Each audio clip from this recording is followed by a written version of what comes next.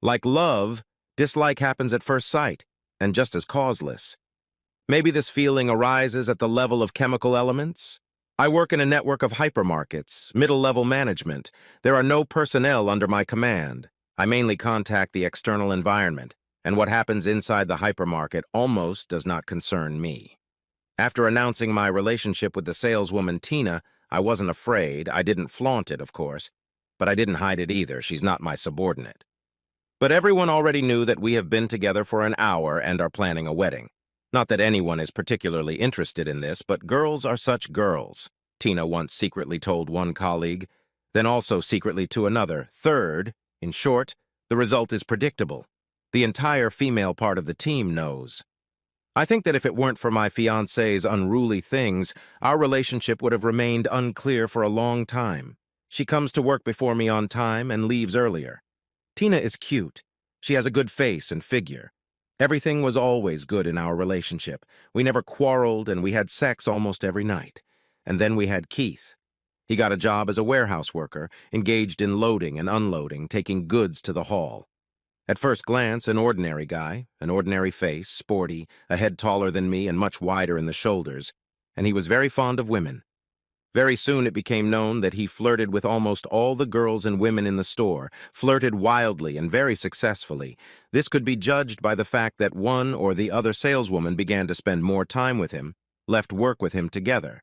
And after some time, suddenly everything ended, and all communication between Keith and his passion was abruptly cut off.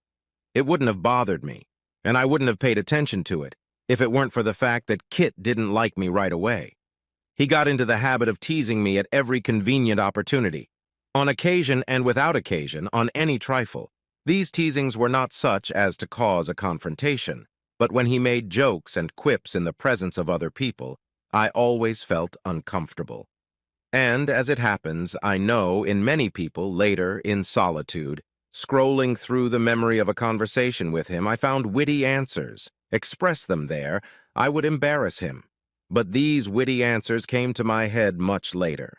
He could say, seeing my polished shoes, that it seems that the only physical exercise that I can do is bending over with a shoe brush, could poke him in passing about my musical taste, provoked the approving laughter of colleagues. And what does he say somehow, when I was talking on the phone, shifting from foot to foot, he blurted out to the saleswomen that if I really want to go to the toilet and I'm afraid I won't be able to run, adult diapers are in the hygiene department. And all the girls who were nearby giggled. Even Tina. Damn it, I'm probably slow thinking. It never once occurred to me to answer him decently, and thank God that I didn't try to answer. There is nothing more ridiculous and pitiful than being asked seriously to answer veiled jokes. I began to avoid crossing with him, and if he came across my path, I tried to change direction, go around. He seems to have understood it. In any case, he began to find himself in unexpected places, and his nasty jokes were indispensable. And then he found out about our relationship with Tina. I noticed several times how he was talking to her when there were no customers, and he was taking a cart with goods into the hall. He was apparently joking and flirting, and Tina laughed and twirled her curls with her fingers, exactly the way she used to spin when we just started talking to her. Tina, I told her that evening, we need to talk. And I told her about the hidden bullying that Keith is doing, about his reputation as a lover, finally, about the fact that he seems to be targeting her. I spoke frankly and really hoped for understanding. Tina, I told her, I'm asking you to stop all communication with him. You can call me paranoid, but I feel that he intends to do some kind of mischief. Just don't think that I don't trust you. No, I love you and trust you completely, but Keith, do you know that he has already seduced several girls from our store? It seems that this is such a sport for him. Baby, what are you doing? My bride looked at me pityingly. I love you, and I will not allow him any liberties. Don't even think about it. You have nothing to fear. She said that, and I should have calmed down, but I thought that the best thing would be to tell her that she would no longer communicate with him at all, and that she would finally tell him why. The next day I was walking down the main avenue of the store and saw Tina and Keith. They were standing pretty far away from her department. He was saying something to her and she was giggling. I know sign language, not thoroughly, but I've learned some of the poses and gestures in marketing books. Her posture was open, The toes of her shoes were invitingly turned up, her shoulders were visibly back, clearly showing off her already large breasts, and she held the wrist of the other hand with one hand, showing him the palm of her hand. There was a decent distance between them, but at that moment I realized that she was no longer mine. Her posture could be described in one short word. Yes. I didn't let it show. I walked on by. I saw them talking 3 more times that day, all 3 times in different parts of the sales floor, but each time far from her department. There was no overt action, no movement, no hugging, much less kissing, just talking. But each time her postures expressed explicit prior consent. How did I observe them? I just came into the security room with a premium bag of chips bought at our own store. I told the guard that I mixed up the flavor, bought a huge bag, and now I don't know what to do with it, and I thought I saw him eating the chips. The guard excitedly confirmed that he really liked chips. I gave him the open packet, and as if in between said that I was preparing a marketing campaign and would like to see the behavior of customers. He gratefully allowed me to enter the observation room several times, and I, repeatedly entering, pretending with a clever look that I was writing something down on my smartphone, watched Tina and Keith. It was all a foregone conclusion. No, I tried to talk to Tina again that evening, but the conversation ended almost immediately after she blatantly lied to me about not talking to Keith today. I didn't know what to say anymore. I could say that I'd seen them, that she'd lied, but what good would it do? The line hadn't been crossed yet, and if I told her everything I knew, it might make her more cunning. There was a small chance she'd still resist, so I kept my mouth shut. I just waited, faintly hoping for that chance. Not that I was spying on Tina, but yeah, I did a little spying. When she left for work an hour earlier than me in the morning, I'd run into the store, go to security, mention in passing the research on customer behavior in the early hours, and watch Tina or Keith on the monitors. And I also tried to surround her with special care and attention, and love, and talked a lot about the upcoming wedding, the future. Well, at least I tried. She didn't come home from work on Saturday, or at least when I got home an hour after she was supposed to, she was gone. Just a text message about going out with her friends late at night. Basically, I figured it out. There was no proof, of course, but somehow I knew right away. And then there was proof. Keith sent it to me in the form of a link to a video in his cloud. Keith turned his phone camera around and, smirking into the lens, showed me, and I was sure he was filming the whole action just for me, his middle finger. Then the camera showed her again, and I saw him flick her nose lightly, getting her attention, and she looked up, sort of indignant, but not seriously laughing, the way girls get indignant when they're teased and actually like it. "Hey, we'll watch this video later and remember the good times," I heard his voice. "Come on, give me a smoochy smoochy." And she smilingly raised 2 fingers in the shape of the letter V and then stretched out her lips in a kissing motion. Although she didn't seem to know that her lover was going to send the video to someone, it looked like she was showing it to me. It was over. I mean, between me and her, and they were still going at it. As embarrassing as it is to admit, I couldn't tear myself away from the spectacle and watched to the end. "So," I heard his panting voice, "am I better than him?" "Better," she answered with a laugh. "Tomorrow I'll fuck you at work. We'll have time before he comes." It's dangerous at work," she tried to object, but he slapped her lightly on the cheek and said, "I'll decide when and where. You're mine now." It felt weird.